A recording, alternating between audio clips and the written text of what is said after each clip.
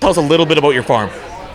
We farm 4,000 acres right near Lake Lenore, and we're a family farm, small family farm, with Candice and myself and our kids and parents. And tell us a little bit about what you grow. And Yeah, we grow canola, wheat, barley, oats, flax, peas, depending on market conditions. Awesome. And I guess tell us a little bit about this year's growing season so far.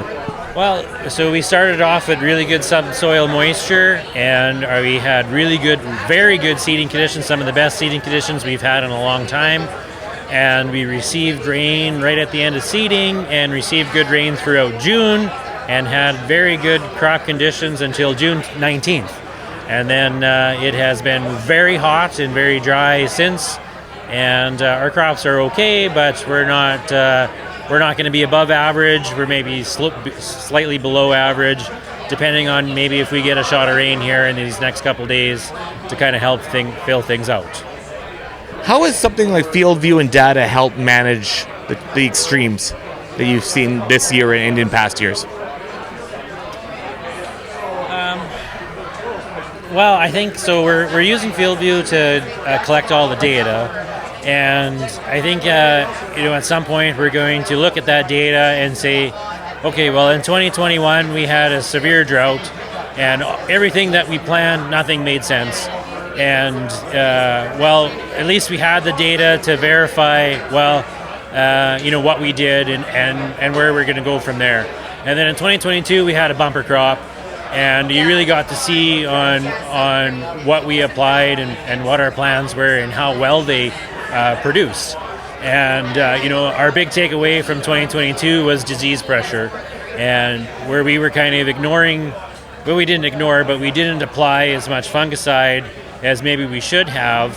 And you really can see, in our data collection on how that actually affected our final yields in canola, especially. And our other crops, it wasn't as big as a problem, but in canola it was. So, and this year we can see we have different types of soil in every field that we farm, and from clay to sand or gravel to saline. And this is a perfect year when it's when you have really good growing conditions at the start, and then it turns dry. You can really see exactly what's happening, and we're going to be able to see with those yield maps and capturing that data is like, oh, that burnt up too quick. Is there something we can maybe do about that? I don't know. Maybe we need to seed a little bit deeper. Maybe we need to apply a little less fertilizer here or there. And, it's going to be a winter of, figuring out what our next steps are and go to next year to see what we should be doing. Candice, what kind of changes have you seen in terms of time management since you started implementing FieldView? One of the things that are really, really important to us on our farm is being more efficient and getting better, increasing our ROI, understanding the data that we're collecting and knowing which fields produce the best yields and what crop types produce the best for us based on our expenses. The data that we're collecting is so useful for us in increasing our efficiency as a small family farm. As everyone knows who's farming, every dollar counts, and so it's super important that we utilize the technology and the data that we're collecting.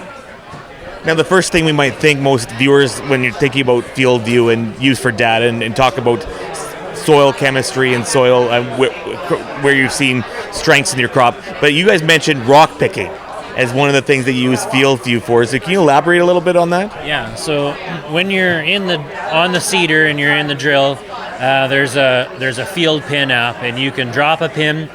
It's part of FieldView. You can set it onto your main screen so that you can see what's happening. Hit that, drop a pin, and you can color coordinate it. You can even write notes. You can add a picture to it. You can use it for crop scouting. But for the rocks, you're driving by, there's a rock, you hit the pin, and then someone else with another smartphone of any kind can load the app on their phone, and they can see where that rock is, use the GPS reference, and they can go to that exact location, or with some variable, with how GPS works, but go to that exact location and pick that rock and throw it in the back of the side-by-side and get rid of it so we don't put it through the combine. What it allows us is to include people who don't have a lot of farming experience to be part of the farm. Family wants to be part of the family farm, and even if they don't have experience, they can help in some way. Talked about having different types of equipment as well, sort of thing, and how having all your data in one central spot was really beneficial. Yeah, absolutely. The biggest part is we have a Burgo seeder, so that's one controller. At one time we had a Raven controller, a spray controller, and then we had Case IH GPS equipment in the combine collecting that information. So we didn't have one tool where we could put us all together to get everything in one place. And that's why we started with FieldView, is now we get the exact seeding information, that data is collected. And then we got the spraying information and all that data is collected. And then we had the yield analysis at the end, and we can put that all together. And so that's, no matter if you've got green, yellow, red, blue, whatever, it all works together with that data collection tool. And that really is beneficial and makes things easier for us, for sure.